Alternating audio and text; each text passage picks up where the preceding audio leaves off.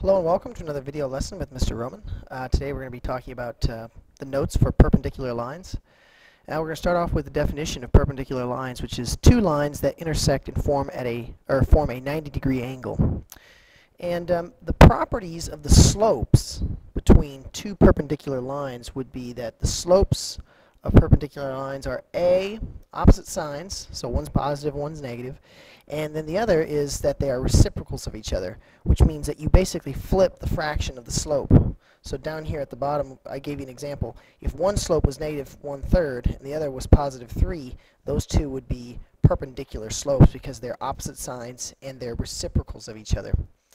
So let's look at an example of what this might look like in the coordinate plane. Here we have the equation y equals negative 2x minus 5. So if we're going to put that on the graph, we're going to start at negative 5 on the y-axis, and then we're going to have a slope of negative 2. And so we go up to left 1, and we connect the dots here. So that's the black equation. And then if we wanted to graph the equation that's perpendicular to that and passing through this red point here, then we need to kind of get an idea of visually what that's going to look like. So perpendicular lines are 90-degree angles. So the red line here could be anywhere along this black line and be perpendicular. But since we know where it's going to pass through, it's going to pass through this point 4, negative 1. So then we plot that point 4, negative 1, which is here. And we also know that that slope of the new line is going to be the slope is going to be an opposite reciprocal. So the new slope of that perpendicular line is going to be positive 1/2. So I'm going to use that information here with the dot, the red dot, and say, okay, I'm going to go up 1, right 2, or go down 1, left 2, down 1, left 2, down 1, left 2, and then create the line. And here, that would be the perpendicular line that is passing through the point 4, negative 1. And the equation of that line is going to be y equals 1/2 x and then minus 3. So let's look at another example. Here we're given the equation y equals 2/3 x plus 2. So we're going to plot that on the graph, starting at 2 and then using 2/3 as our slope. So we're going to go up 2, right 3, up 2, right 3, or down 2, left 3, down 2, left 3. And so that's the black equation there. And then again, if we want to write the equation of the line that's perpendicular to this line and passing through the given point negative 4, 3 here, then again we're going to take that point and plot it. So negative 4, 3 is going to be here. And then we know the new slope of that perpendicular line has to be opposite sign, so it's going to be negative, and then it's going to be the reciprocal, which is 3/2. So we're going to use that slope to say negative down 3, right 2, down 3, right 2, and we're going to create that slope and then our line. Now that doesn't quite look exactly like 90 degrees there, but you get the picture. It's not quite an exact drawing. So the equation of the red line then would be y equals negative 3/2x, and then we have a y-intercept of negative 3.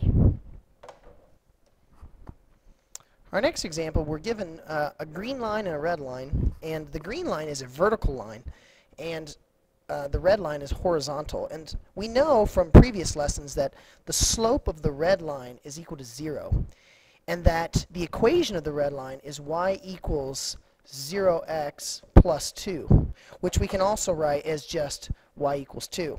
So let's just go ahead and do that, y equals 2. The green line, however, has a slope that is undefined. So the slope of the green line is undefined. And it's a way to think about that is if you tried to walk upward, if you tried to walk along this red line, you could walk along that with not increasing or decreasing the slope. However, if you tried to walk along the green line, you would have to go vertically, which you can't do. And so we have to say that it's undefined. And then the equation of the vertical line would be, and this goes for any vertical line, you can say x equals, and then wherever that line crosses the x-axis, so here in this case it crossed at -4, so we're going to say x equals -4 is the equation of the vertical line there. And so any time you have a vertical line and a horizontal line intersecting each other, they are going to be perpendicular to each other. And the slopes there, they're not necessarily opposite reciprocals, but we know from the drawing there that they are going to be perpendicular. Now in this example, if we are given the line y equals 2/3 x minus 1, so this is our original line. And then let's say we wanted to write the equation of the line that is going to be perpendicular to the original line and passing through this given point. Well, we could use a graphing method, but it's going to be more difficult here since we're dealing with such a large point with 20, comma -33.